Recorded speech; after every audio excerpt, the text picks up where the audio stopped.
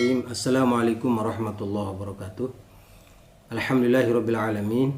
Wassalatu wassalamu ala asyrafil mursalin Sayyidina wa maulana Muhammadin wa ala alihi wa sahbihi ajma'in, amma ba'd. Saudaraku kaum muslimin yang dirahmati Allah Subhanahu wa taala. Alhamdulillah kita kembali membaca kitab Kifatul Akhyar dan kita sampai pada bagian kedua daripada sulh. Bismillahirrahmanirrahim. An-naw'u tsani sulhul mu'awadhah.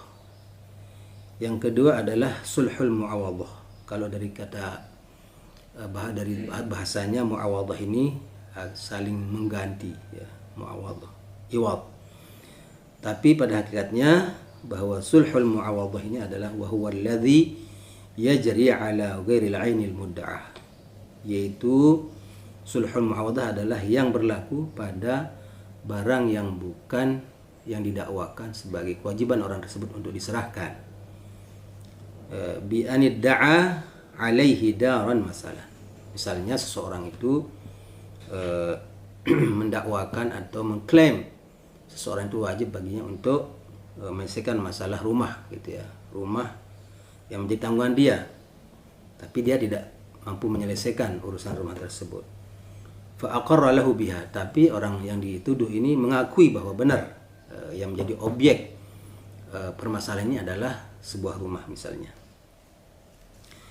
Wa salahahu minha ala 'abdin aw dabbatin aw thawbin. Lalu kemudian orang yang punya kewajiban ini atau orang yang punya rumah ini salahahu, dia melakukan sulh dengan orang tersebut ala 'abdin, ya, dengan mungkin yang punya tanggungan ini punya budak sahaya, ini di zaman dahulu ketika ada perbudakan, atau dia punya dabah. Dabah ini hewan ternak yang dijadikan kendaraan dan seterusnya. Au thawbin, atau pakaian, ya entah mungkin pakaian ini dalam jumlah banyak, bahan pakaian dan segala macam.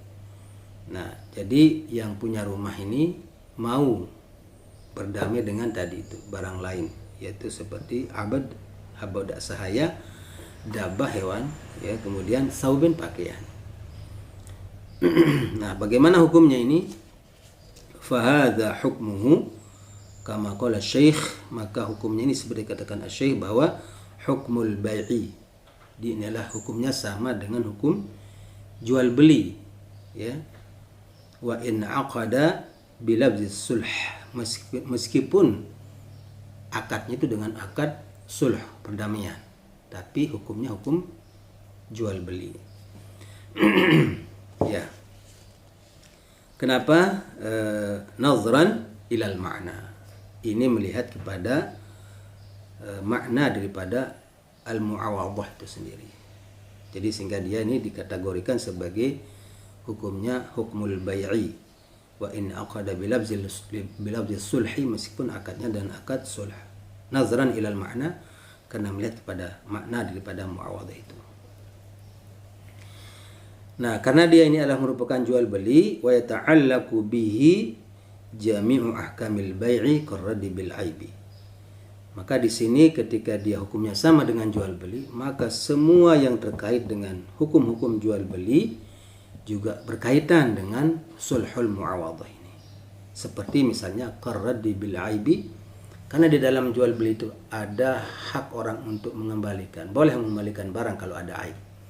Nah, sama juga ketika sulh mu'awadhah ini berlaku, ketika ada aib pada barang yang dijadikan sebagai objek sulh ini, ada aibnya, ya boleh dikembalikan. Wal akhdhu bisyuf'ah, atau mengambil bagian karena ada kongsian misalnya atau perserikatan, boleh juga diambil yang menjadi hak syuf'ahnya. Kemudian wal man'u min at-tasarrufi qabla al-qabdi. Dan juga misalnya berlaku juga hukum jual beli pada sulhul mu'awadhah ini, yaitu seseorang tidak boleh atau dicegah untuk melakukan transaksi pada barang tersebut qabla al-qabdi, sebelum penyerahan barang, itu sebelum digenggam. Nah, kemudian juga ada hukum lain.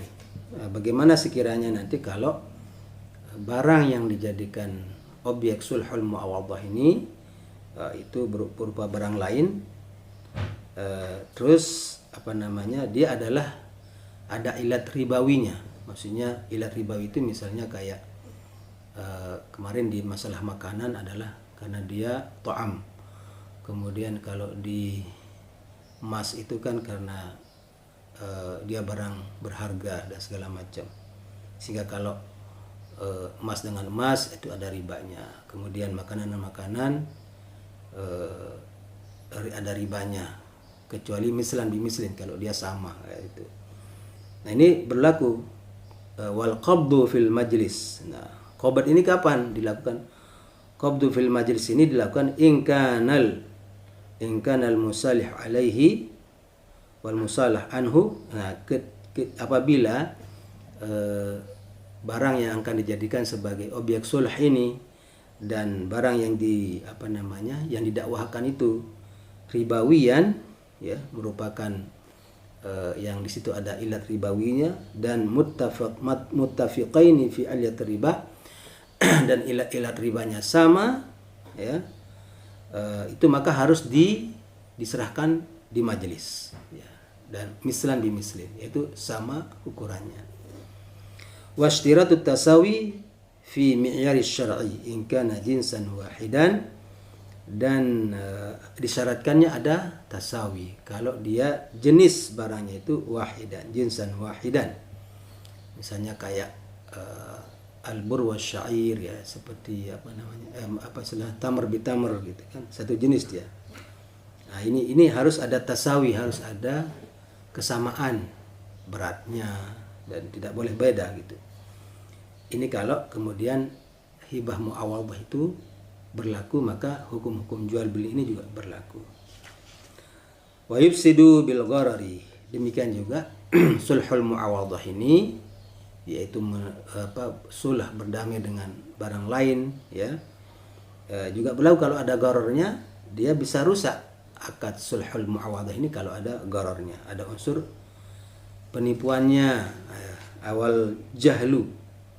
Kemudian juga bil jahil wal jahli, juga ada misalnya gharar wal jahlu juga rusak oleh karena orang tidak tahu ada kerusakan di barang itu. Wa bisyurutil fasidah, dan juga syarat-syarat yang bisa merusak jual beli itu juga berlaku pada sulhul muawadhah kafasadil bai', sebagaimana syarat-syarat yang akan merusak jual beli itu.